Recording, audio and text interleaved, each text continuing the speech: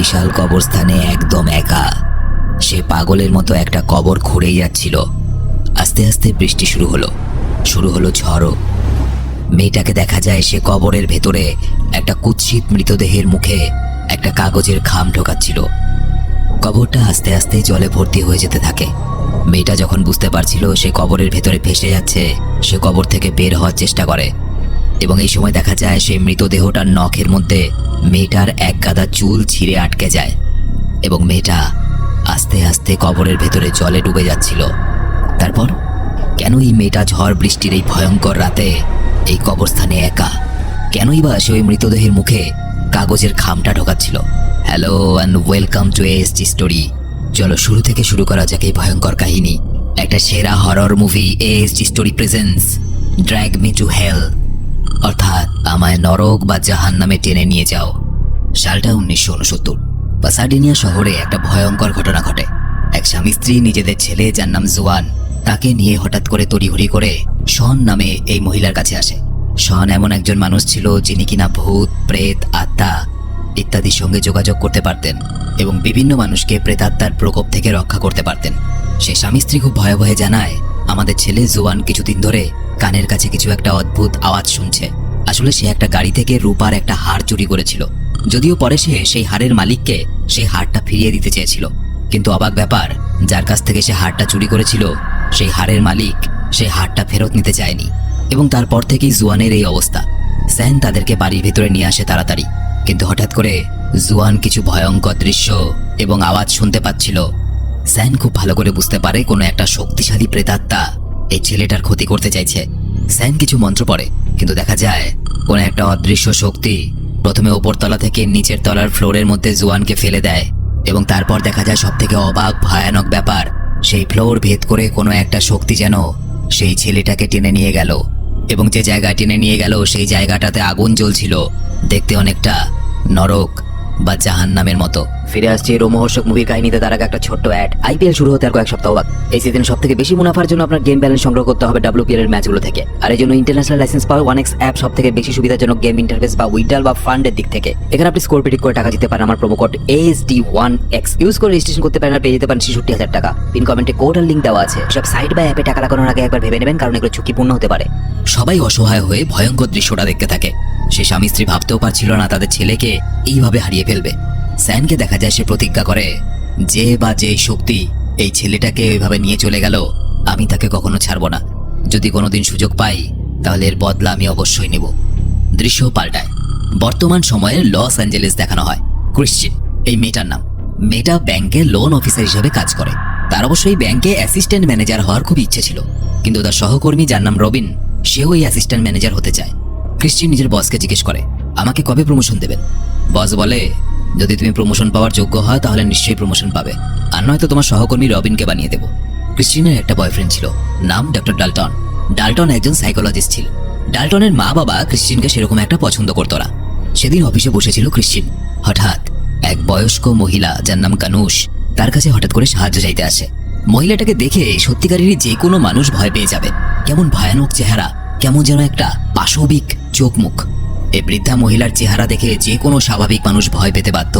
কেমন যেন অশুভ একটা চেহারা, ভয়ানক দাঁত, মুখ, চোখ কেমন যেন। এমনকি তার চোখের দৃষ্টি এমন ছিল যা দেখলে শরীর শিউরে ওঠে। আসলে তার চোখের মধ্যে কিছু অসুবিধা ছিল এবং দেখা যায় এই বৃদ্ধার যে দাঁত সেগুলো নকল ছিল। এবার প্রশ্ন হলো, বৃদ্ধা এই ব্যাংকে কেন এসেছে? আসলে ব্যাংকের থেকে বৃদ্ধা লোন নিয়েছিল এবং সময় মতো সেটা শোধ করতে পারেনি এবং এই জন্য ব্যাংক থেকে বৃদ্ধাকে নোটিশ দেওয়া হয়েছে খুব তাড়াতাড়ি সেই বৃদ্ধার বাড়িটা নাকি ব্যাংক দখল করে নেবে, কারণ বৃদ্ধা টাকা পয়সা শোধ দিতে পারছে না। বৃদ্ধা ক্রিশ্চিয়ানের কাছে অনুরোধ করে। সে বলে, দয়া করে আমার বাড়িটা দখল নিও না, আমার শেষ সম্বল বলতে ওই বাড়িটাই আছে, আমাকে আর কয়েকটা দিন সময় দাও। ক্রিশ্চিয়ান তাকে বারবার বোঝানোর চেষ্টা করে যে এটা আমার ডিসিশন নয়, ব্যাংক থেকে আপনাকে নোটিশ পাঠানো হয়েছে। কিন্তু ক্রিশ্চিয়ানের কোনো কথাই বৃদ্ধা বুঝতে চায় না এবং দেখা যায় সে বৃদ্ধা, অর্থাৎ যার নাম গানুষ, সে হঠাৎ করে সবার সামনে হাঁটু গেড়ে বারবার করে ক্রিশ্চিয়ানের কাছে অনুরোধ করতে থাকে, আমার বাড়িটা বাঁচিয়ে নাও, আমার বাড়িটা কেড়ে নিও না। ক্রিশ্চিয়ান বেগতিক দেখে সিকিউরিটি গার্ডকে ডাকে এবং বৃদ্ধাকে দেখা যায় সিকিউরিটি গার্ডকে ডাকা বৃদ্ধা প্রচন্ড রেগে যায় এবং ক্রিশ্চিয়ানের উপর আক্রমণ করে বসে। সেই মুহূর্তে সিকিউরিটি গার্ড তাকে ধরে ব্যাংক থেকে বের করে দেয়। কিন্তু সবাই একটা ব্যাপারে প্রচন্ড চমকে যায়। কেউ ভাবতেও পারেনি ওরকম একটা কমজোর বৃদ্ধা মহিলা, তার শরীরে এত শক্তি।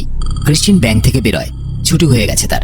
ক্রিশ্চিন যখন পার্কিং গ্যারেজে যায় নিজের গাড়িটা নেওয়ার জন্য, হঠাৎ করে কিরকম একটা অদ্ভুত কিছু অনুভব করতে থাকে সে। বারবার তার মনে হচ্ছিল কেউ যেন আড়াল থেকে তাকেই দেখছে। তাড়াহুড়ো করে সে নিজের গাড়িতে বসেই, কিন্তু হঠাৎ একটা রুমাল তার গাড়ির সামনে অদ্ভুতভাবে উড়ে আসে। ক্রিশ্চিন চমকে যায় এবং দেখে তার গাড়ির পেছনে সেই বৃদ্ধা বয়স্কা মহিলা, যার নাম গানুশ, সে বসে আছে এবং তার চেহারা আগের থেকে আরো বেশি ভয়ঙ্কর মনে হচ্ছিল। গানুশ এতক্ষণ ধরে ওত পেতে গাড়ির মধ্যে বসেছিল ক্রিশ্চিনের জন্য। গানুশকে দেখা যায় সে হিংস্রভাবে ক্রিশ্চিনের গলা চেপে ধরে এবং লড়াই করতে করতে গানুশের নকল দাঁত ভেঙে পড়ে এবং দেখা যায় তখন সে মারি দিয়ে ক্রিশ্চিনকে কামড়ানোর চেষ্টা করে। দৃশ্যটা যতটা ভয়ানক ততটাই বিকট। একটা সময় ক্রিশ্চিন গানুশের মুখে একটা জিনিস ঢুকিয়ে গাড়ি থেকে ফেলে দেয়। গানুশও তাকে টেনে ধরে গাড়ি থেকে বের করে। অনেক ধস্তাধস্তির পর গানুশ ক্রিশ্চিনের কোটের একটা বোতাম ছিঁড়ে নিয়ে নেয় এবং অবাক ব্যাপার হলো, গানুশ কিন্তু ক্রিশ্চিনকে মারে না। সে এতক্ষণ ধরে এত ধস্তাধস্তি, এত লড়াই করছিল ক্রিশ্চিনের জামার একটা বোতাম নেওয়ার জন্য। কেন, কি করবে বোতাম দিয়ে? কিসের জন্যই বা সে বোতামটা চায়? দেখা যায় গানুশ বোতামটা নিয়ে কিছু একটা বিড়বিড় করে এবং তারপর ক্রিশ্চিনকে সে বোতামটা ফেরত দিয়ে দেয় এবং সাথে হুমকি দিয়ে বলে, একদিন তুমি আমার কাছে সাহায্য চাইতে আসবে। এবং এটা বলা মাত্রই দেখা যায় ক্রিশ্চিন অজ্ঞান হয়ে পড়ে এবং জ্ঞান ফেরার পর সে তার চারপাশে শুধু পুলিশদের দেখতে পায়। পরের দিন ক্রিশ্চিন তার বয়ফ্রেন্ড ডাল্টনের সঙ্গে ঘুরতে বেরোয়। রাস্তায় যেতে যেতেও ক্রিশ্চিনের কেমন যেন মনে হয় কোনো একটা অদৃশ্য কিছু তাকেই দেখছে। একটা অদ্ভুত হাওয়া সে যেন অনুভব করে। সেই হাওয়ার দিশায় তাকালে সে একটা তান্ত্রিকের ঘর দেখতে পায়। ক্রিশ্চিন কিছুটা সন্দেহবশত সেখানে যায়। দেখা যায় ভেতরে অনেক ঠাকুরের ছবি এবং বানরের মাথা রাখা আছে। ইনি হলেন একজন তান্ত্রিক। তান্ত্রিকের নাম রামজাস। ক্রিশ্চিন কিছুটা সাহায্য পাওয়ার জন্য সেই তান্ত্রিককে নিজের সমস্যা খুলে বলে যে কাল আমার সাথে এই হয়েছিল এবং আজ যখন আমি রাস্তায় বেরিয়েছি আমার কেন জানি না বারবার মনে হচ্ছে কেউ আমাকে পেছন থেকে দেখছে। সমস্যা শুনে $60 চায় সেই তান্ত্রিকটা তার কাছে এবং ক্রিশ্চিনের হাত ধরে কিছুক্ষণ ভাবার পর সে বলে, তোমার জামার একটা বোতাম নিয়ে নিয়েছিল সে, তাই না? এটা শুনে ক্রিশ্চিন অবাক হয়ে যায়। কিছুক্ষণের মধ্যেই পাশের আবহাওয়া কেমন যেন পাল্টে যায় এবং তান্ত্রিক রামঝাস একটা বড় দানব আকৃতিকে চোখের সামনে দেখতে পায়। সে চমকে হাতটা ছেড়ে দূরে চলে যায় আর বলে, তোমাকে কেউ অভিশাপ দিয়েছে, কঠিন অভিশাপ, যার কারণে তোমার শরীর অভিশপ্ত, তোমার আত্মা অভিশপ্ত। তোমার উপরে এক অশুভ আত্মা, বলা ভালো এক ভয়ঙ্কর প্রতিশোধী আত্মা ভর করেছে। তুমি এখান থেকে তাড়াতাড়ি চলে যাও, আমি তোমার কোনো সাহায্য করতে পারবো না। এই প্রেতাত্মা প্রচন্ড শক্তিশালী। ক্রিশ্চিন এবং ডাল্টন বাড়ি ফেরার সময় ডাল্টন তাকে বলে, এই ধরনের বুজরুকি, এই ধরনের লোক ঠাকানো মানুষগুলোর কাছে না গেলেই নয়। কোনো প্রেতাত্মা আত্মা এইসব কিছু হয় না, তোমার কোনো মানসিক সমস্যা হচ্ছে হয়তো। ক্রিশ্চিন নিজের ঘরে ফিরে কাজ করতে শুরু করে। সে আবার একটা অদ্ভুত আওয়াজ শুনতে পায় এবং সেই চেনা হাওয়ার স্পর্শ অনুভব করে। হঠাৎ করে এই ঘরের মধ্যে প্রচন্ড জোরে হাওয়া চলতে শুরু করে এবং ঘরের জিনিসপত্র এদিক ওদিকে ছিটিয়ে যায়। ক্রিশ্চিন মারাত্মক ভয় পেয়ে যায় এবং হঠাৎ দেওয়ালে একটা অদ্ভুত ছায়া লক্ষ্য করে সে। ছায়াটা দেখতে দানবের মতো, যেটা ক্রিশ্চিনের দিকে এগিয়ে আসে একটু একটু করে। হঠাৎই ক্রিশ্চিন সেই হাওয়ার ধাক্কায় ছিটকে পড়ে এবং প্রচন্ড জোরে ব্যথা পায়। আর কিছু হওয়ার আগে ডাল্টন সেখানে পৌঁছে যায়। ডাল্টন বলে, আমার মনে হয় ওই বৃদ্ধার সঙ্গে তোমার এই ঘটনার পর তুমি মানসিক দিক থেকে অনেকটা ভেঙে পড়েছো এবং এই জন্য তুমি ভয়ঙ্কর জিনিসকে কল্পনা করছো বা হ্যালুসিনেট করছো। সেদিন রাতটা ছিল একটা অভিশপ্ত রাত। যাতে ক্রিশ্চিন ভয় না পায় সেজন্য ডাল্টন সেদিন ক্রিশ্চিনের বাড়িতেই থেকে যায়। দুজন পাশাপাশি ঘুমিয়ে পড়ে। ঘড়িতে তখন রাত 3টে, বড়ই অশুভ সময়।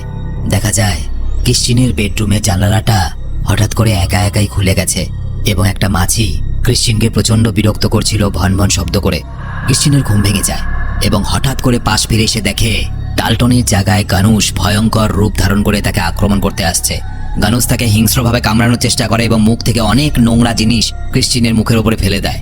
ক্রিশ্চিন প্রচন্ড ভয় পায় এবং ঘুম থেকে চমকে ওঠে। এটা শুধুমাত্র তার দুঃস্বপ্ন ছিল। আসলে ডাল্টন তখনও তার পাশে শুয়েছিল। সেদিন সে যখন নিজের অফিসে পৌঁছায় তখনও ভয়ানক কিছু ঘটতে বাকি ছিল। দেখা যায় তার এক সহকর্মীর হাতের বদলে সে ভয়ঙ্কর ওই মহিলা গানুশের হাতটা দেখতে পায়। ক্রিশ্চিন প্রচন্ড রেগে যায় এবং দেখা যায় হঠাৎ তার নাক মুখ থেকে বিনা কারণে রক্ত পড়তে থাকে। সবাই চমকে যায়। ক্রিশ্চিন কোনো রকমে তাড়াহুড়ো করে নিজের নাক মুখ চেপে অফিস থেকে তাড়াতাড়ি বেরিয়ে যায়। এই সুযোগে তার সহকর্মী রুবিন তার কাজের ফাইলটা চুরি করে নেয়, কারণ এই ফাইলটাই ক্রিশ্চিনের প্রমোশনের জন্য সাহায্য করত। ক্রিশ্চিন বিন্দুমাত্র দেরি না করে পৌঁছে যায় গানুশের বাড়িতে। তার কাছে ক্ষমা চাইতে হবে।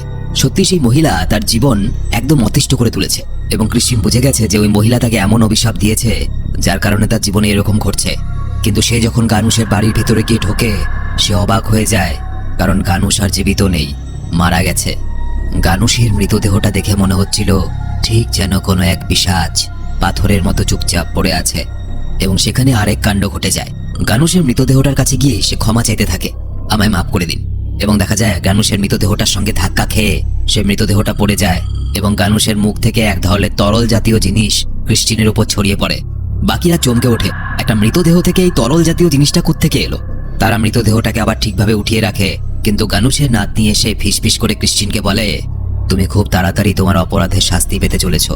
ক্রিস্টিন ভয় পেয়ে যায় এবং একই সাথে চিন্তিত হয়ে পড়ে। সে তান্ত্রিক জাসের কাছে আবার ফিরে যায়।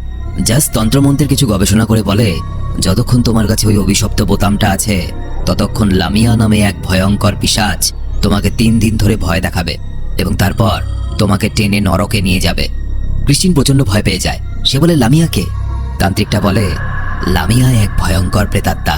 খুব সম্ভবত গানুষ এমন কিছু তন্ত্রমন্ত্র করে গেছিল জীবিত অবস্থায়, যার ফলে লামিয়ার নজর তোমার দিকে পড়েছে। ক্রিস্টিন ভয় পেয়ে যায় এবং এই প্রেতাত্মা থেকে পিছু ছাড়ানোর উপায় জানতে চায়। জাজ বলে, লামিয়ার পিছু ছাড়াতে গেলে তোমাকে কোনো একটা জন্তুর বলি দিয়ে সেই রক্তটা দান করতে হবে সেই শয়তানের উদ্দেশ্যে। ক্রিস্টিন নিজের বাড়িতে এসে বলির ব্যাপারে ভাবতে থাকে, কিন্তু তখনই হঠাৎ দরজার মধ্যে কেউ অদ্ভুতভাবে ধাক্কা মারতে থাকে। ক্রিস্টিন বুঝতে পারে এটা লামিয়ার প্রেতাত্মা হবে। কিছুক্ষণ পর সে লামিয়ার ছায়াও দেখতে পায়। লামিয়া ক্রিস্টিনকে আতঙ্কিত করার চেষ্টা করে এবং একসময় তাকে ঘরের কোণার মধ্যে ছুঁড়ে ফেলে দেয়। ক্রিস্টিন প্রচন্ড ভয় পেয়ে যায় এবং নিজেকে বাঁচানোর জন্য একটা চাকু হাতে নিয়ে নিজের পোষা বিড়ালটাকে খুঁজতে শুরু করে। আজকে সে নিজের বিড়ালটাকে মেরে সেই বিড়ালের রক্তটা শয়তানের উদ্দেশ্যে সমর্পণ করবে। ক্রিস্টিন ভয়ে থাকতে না পেরে নিজের বিড়ালকে ভয়ঙ্করভাবে মারতে শুরু করে এবং একসময় বিড়ালটাকে, নিজের প্রিয় পোষা বিড়ালটাকে শেষ করে দেয় এবং বিড়ালটাকে মারার পর সেই বিড়ালটাকে সে কবর দিয়ে দেয় এবং ভাবে হয়তো লামিয়ার প্রেতাত্মা আর কখনো ফিরবে না। ক্রিস্টিন নিজেই একজন পশুপ্রেমী ছিল এবং এই বিড়ালটা তার অত্যন্ত প্রিয় বিড়াল ছিল। কিন্তু কথায় বলে, যখন নিজের স্বার্থের ব্যাপার আসে তখন মানুষ শুধুমাত্র নিজের ব্যাপারেই ভাবে। সেদিন সন্ধ্যেবেলায় ডাল্টন ক্রিস্টিনকে নিয়ে যায় তার বাবা মার সঙ্গে দেখা করতে। ধনী পরিবার, ডিনার করতে যায় তারা। ডাল্টনদের বাড়িতেও একটা বিড়াল থাকে, কিন্তু কোনো একটা কারণে ক্রিস্টিন তাকে দেখে পছন্দ করে না, কারণ কিছুক্ষণ আগেই সে নিজের প্রিয় বিড়ালটার জীবন নিয়েছে। ক্রিস্টিন এবং ডাল্টনের ফ্যামিলি একসঙ্গে রাতের খাবার খাচ্ছিল। ডাল্টনের মা অনেক প্রশ্ন করতে থাকে ক্রিস্টিনকে। এত অবধি সবকিছু ঠিকঠাকই ছিল। হঠাৎ ক্রিস্টিন কিছু অদ্ভুত আওয়াজ শুনতে শুরু করে। কেউ যেন গুনগুন শব্দে কিছু একটা বলছে। সে নিজের খাবারের দিকে যখন তাকায়, দেখতে পায় সেই খাবারের মধ্যেও একটা চোখ এবং ক্রিস্টিন দেখে দরজার মধ্যে কোনো এক অশুভ শক্তি বারবার ধাক্কা দিচ্ছে। ক্রিস্টিন চিৎকার করে রেগে বলে, তোমাকে তো বলি দিয়েছিলাম আমি, তুমি তারপরেও কেন এসেছো? ডাল্টনের মা বাবা ক্রিস্টিনের এরকম ব্যবহার দেখে অবাক হয়ে যায়। তারা বুঝতে পারে না যে মেয়েটা কি বলছে। তারা ভাবতে থাকে ক্রিস্টিনের কোনো মানসিক সমস্যা আছে হয়তো। ক্রিস্টিন সবার সামনে পাগলের মতো ব্যবহার করতে থাকে এবং সেখান থেকে চলে যায়। শেষমেশ ক্রিস্টিন জ্যাসের কাছে ফিরে যায় এবং তাকে গিয়ে বলে, তুমি তো বলেছিলে কোনো একটা পশু বলি দিলে পরে লামি আমার পিছু ছেড়ে দেবে। জ্যাস বলে, এ প্রচন্ড শক্তিশালী পিশাচ, এভাবেও যখন তোমার পেছন ছাড়েনি তাহলে তোমার শন সানডেনার কাছে যাওয়া উচিত। শন ছিল সে যাকে মুভির প্রথমে দেখানো হয়েছিল। একমাত্র সেই লামিয়ার সঙ্গে লড়াই করতে পারবে, তবে এর জন্য আমার $10,000 লাগবে।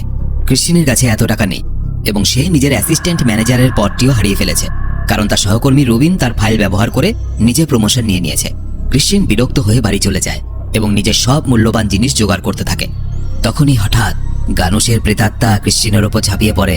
ক্রিস্টিন কোনোভাবে নিজের বুদ্ধি করে বাঁচিয়ে তাড়াহুড়ো করে নিজের সব মূল্যবান জিনিস বিক্রি করে দেয়, কিন্তু তাও খুব বেশি একটা টাকা জমে না। ক্রিস্টিন চিন্তায় পড়ে যায়, কিন্তু তারপর সে জানতে পারে ডাল্টন নাকি জ্যাসকে $10,000 দিয়েছে। যদিও ডাল্টন ভূত প্রেতে বিশ্বাস করতো না, কিন্তু সেই ক্রিস্টিনকে খুবই ভালোবাসতো এবং এই জন্য ডাল্টন ক্রিস্টিনকে কোনো মতেই কষ্টে দেখতে পারতো না। ক্রিস্টিন এবং জ্যাস সেই তান্ত্রিকের সঙ্গে দেখা করে যার নাম শন। মুভির শুরুতে যে বাচ্চা ছেলেটা মারা গেছিল তাকেও আর কেউ নয়, এই লামিয়াই নরকে টেনে নিয়ে গেছিল এবং এই কারণে শন এত বছর ধরে লামিয়ার সাথে লড়াই করার জন্য অপেক্ষা করছিল। আজ সেই দিন এসেছে। শন ক্রিস্টিনকে একটা বড় রুমে নিয়ে যায়, যেখানে এমন কিছু শক্তি আছে যা অন্য দুনিয়া থেকে বিভিন্ন মৃত আত্মা বা প্রেতাত্মাকে আমাদের দুনিয়ায় আসতে সাহায্য করে। এরপর শন লামিয়াকে ডাকার আয়োজন করে এবং তারা সেখানে একটা প্ল্যান করে। কি প্ল্যান? লামিয়া যেহেতু ভয়ঙ্কর একটা প্রেতাত্মা ছিল এবং আত্মাকে তো ওইভাবে মারা সম্ভব নয়, সুতরাং লামিয়ার প্রেতাত্মাকে তখনই নষ্ট করা যাবে যখন লামিয়ার প্রেতাত্মা জীবিত কোনো প্রাণীর দেহে থাকবে। এই জন্য তারা একটা ছাগল নিয়ে আসে। ঠিক হয়, লামিয়ার প্রেতাত্মাকে যেভাবেই হোক এই ছাগলের মধ্যে বন্দি করবে তারা এবং ছাগলটাকে শনের একজন অ্যাসিস্ট্যান্ট এক কোপে মেরে ফেলবে এবং এইভাবেই লামিয়া থেকে মুক্তি পাওয়া যেতে পারে। এরপর সেই ঘরে শন, জ্যাস, ক্রিস্টিন এবং শনের একজন অ্যাসিস্ট্যান্ট একে অপরের হাত ধরে এইভাবে তাদের তান্ত্রিক ক্রিয়া শুরু করে। সবাই একসাথে অদ্ভুত স্বরে বলতে থাকে, মৃত আত্মারা, আমাদের জগতে তোমাকে স্বাগত জানাই। মৃত আত্মারা, তোমরা এই জগতে ফিরে আসো। ধীরে ধীরে আশেপাশের জিনিসপত্র একা একাই নড়তে শুরু করে আর কিছু ভয়ঙ্কর আত্মার উপস্থিতি অনুভব করা যায়। কিছুক্ষণ পর দেখা যায় লামিয়া শনের দেহে ভর করে নিয়েছে এবং শনের চোখ মুখগুলো কেমন ঘোলাটে হয়ে গেছে, দেখতে ভয়ানক লাগছিল। জাস্ট তখন শনের দেহে থাকা লামিয়ার প্রেতাত্মাকে জিজ্ঞেস করে, তুই কি চাস? লামিয়ার প্রেতাত্মা শনের শরীরের সাহায্যে বলে, আমি ক্রিশ্চিনের আত্মা চাই, এবং কেমন একটা পৈশাচিক ভাবে হাসতে শুরু করে। তার হাসি এতটাই বিকট আর পৈশাচিক ছিল যে শরীর শিউরে ওঠে। ক্রিশ্চিন সুযোগ বুঝে শনের হাতটা ছাগলের মাথার উপর রেখে দেয় এবং শন নিজের ভেতর থেকে লামিয়ার আত্মাটাকে সেই ছাগলের মধ্যে ট্রান্সফার করে দেয়। দেখা যায় সেই ছাগলটা একটা ভয়ানক রূপ ধারণ করে নিয়েছে এবং ছাগলটা ভয়ঙ্কর ভাবে মানুষের আওয়াজে কথা বলতে শুরু করে। কি ভেবেছিলি বেঁচে যাবি? আজকে তোকে আমি আমার সাথে নরকে টেনে নিয়ে যাব। এরই মাঝে শনের অ্যাসিস্ট্যান্ট তলোয়ার নিয়ে আসে বলি দেওয়ার জন্য, কিন্তু দুর্ভাগ্যবশত ছাগলটা শনের অ্যাসিস্ট্যান্টের হাতে কামড় দিয়ে দেয় এবং লামিয়ার প্রেতাত্মা ছাগলের দেহ থেকে সেই অ্যাসিস্ট্যান্টের শরীরে ভর করে নেয় এবং অ্যাসিস্ট্যান্টকে দেখা যায় সে ভয়ঙ্কর রূপ ধারণ করে এবং ক্রিশ্চিনের বেড়ালটাকে এসে নিজের মুখ থেকে বের করে বলে, আমি চাই না তোর বেড়াল, তোর বেড়ালের বলি তোর কাছে রাখ। তখনই শন জ্ঞান ফিরে পায় এবং অনেক কষ্টে মন্ত্র পড়ে লামিয়ার প্রেতাত্মাকে তার অ্যাসিস্ট্যান্টের শরীর থেকে দূর করে। কিন্তু শনের শারীরিক শক্তি অনেকটাই নষ্ট হয়ে গেছে এবং লামিয়ার মতো শক্তিশালী প্রেতাত্মা তার শরীরের মধ্যে কিছুক্ষণ সময় ধরে ছিল, এই কারণে সে কিছুক্ষণের মধ্যে মারা যায়। ক্রিশ্চিয়ান অনেক কষ্ট পায়, কারণ তার জন্য অনেকের অনেক ক্ষতি হয়ে গেছে। তার বেড়ালটা মারা গেছে, এখন শনও মারা গেল। এবং সবথেকে দুর্ভাগ্যজনক ব্যাপার হলো লামিয়ার প্রেতাত্মা কিন্তু এখনো ধ্বংস হয়নি। শন মারা যাওয়ার পরে জ্যাস ক্রিশ্চিয়ানকে বলে, এখন এই অভিশাপ থেকে মুক্তি পাওয়ার একটাই উপায়, তুমি তোমার এই অভিশপ্ত বোতামটা কাউকে দিয়ে দাও। তবে হ্যাঁ, এমনভাবে দিতে হবে যাতে সেটা উপহারের মতো হয়। কিন্তু মনে রেখো, তুমি তোমার এই বোতামটা যাকে উপহার হিসাবে দেবে, লামিয়ার প্রেতাত্মা কিন্তু তার পেছনেই পড়ে যাবে এবং তাকে নরকে টেনে নিয়ে যাবে। এরপর জ্যাস একটা খামে করে বোতামটা ক্রিশ্চিয়ানকে দিয়ে দেয় আর বলে, তোমার কাছে শুধুমাত্র একটাই রাত আছে। ঠিক কাল লামিয়া তোমাকে নিতে আসবে এবং তোমাকে টেনে নিয়ে যাবে নরকে। ক্রিশ্চিয়ানের কাছে শুধুমাত্র আজকের রাতটাই আছে। ক্রিশ্চিয়ান ডাল্টনের সঙ্গে গাড়িতে করে নিজের বাড়িতে ফেরে এবং গাড়িতে সে ডাল্টনকে মিথ্যে কথা বলে। সে বলে, আমার উপরে যে অভিশাপ ছিল সেটা শেষ হয়ে গেছে। ডাল্টন এটা শুনে খুশি হয়, কিন্তু হঠাৎই দেখা যায় একটা লোক রাস্তার মাঝখানে চলে আসে। ডাল্টন ভয়ে প্রচন্ড জোরে ব্রেক মারে এবং এই কারণে ক্রিশ্চিয়ানের অভিশপ্ত বোতাম যে খামটাতে রাখা ছিল সেই খামটা ডাল্টনের অন্যান্য কাগজপত্রের সঙ্গে মিশে যায়। ক্রিশ্চিয়ান প্রচন্ড ভয় পেয়ে যায়, কিন্তু একটু খোঁজার পর সেই খামটা সে ফিরে পায়। ডাল্টন তাকে বাড়ি ছেড়ে সেখান থেকে চলে যায়, কিন্তু ক্রিশ্চিয়ান বাড়িতে না ঢুকে চলে যায় একটা রেস্টুরেন্টে। সেই বোতামটা উপহার দেওয়ার জন্য সে একটা উপযুক্ত মানুষকে খুঁজছিল, কিন্তু সে রেস্টুরেন্টে সে যাকেই দেখছিল তাকে দেখেই তার মনে হচ্ছিল মানুষগুলো তো ভালোই আছে, কেন তাদের জীবনটা নরক করে দেবো আমি। তার বারবার মনে হচ্ছিল নিজের স্বার্থের জন্য অন্য কোনো মানুষকে বিপদের মুখে ঠেলে দেওয়া, বলা ভালো মৃত্যুর মুখে ঠেলে দেওয়া সব থেকে বড় পাপ হবে। এবং শেষ পর্যন্ত ক্রিশ্চিয়ান ভাবতে থাকে, এমন কে আছে আমার লাইফে যে আমার ক্ষতি করার চেষ্টা করেছিল, কেননা উপহারটা তাকেই দিই। হঠাৎই তার নাম মনে পড়ে রবিনের কথা। রবিন তো তার ফাইলটা চুরি করেছিল। সে রবিনকে ফোন করে এবং ব্ল্যাকমেল করে। সে বলে, তুমি তাড়াতাড়ি রেস্টুরেন্টে চলে এসো, নয়তো তুমি যে আমার ফাইলটা চুরি করেছো এই কথা আমি বসকে বলে দেবো। রবিন তাড়াতাড়ি সেখানে চলে আসে এবং এসে কান্নাকাটি করে ক্ষমা চেতে থাকে। ক্রিশ্চিয়ানের কেমন যেন রবিনের উপর দয়া হয়।